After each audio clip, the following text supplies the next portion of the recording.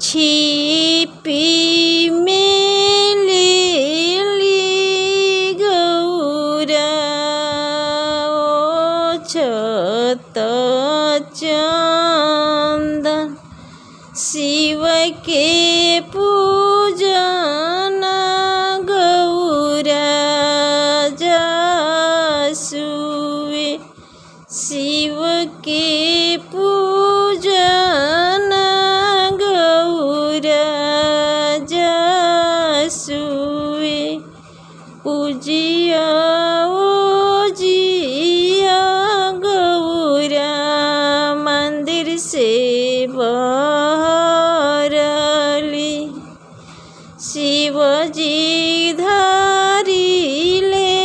दहिन बाहर शिवजी धारिले दहिन बाहर मांग मांग गौरा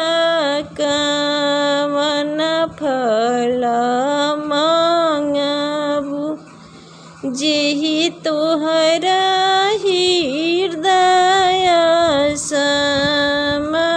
समासुए जेहि तोहरा हृदय समासुए नैहर में मंगली गौरा भाई रे भतीजवा ससुर में सास ससुर अपना के मंगली गौरा अवध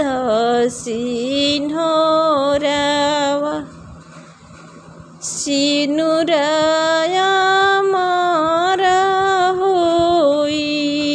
जासुए सेनुराया मारा होई जासुए छिपी में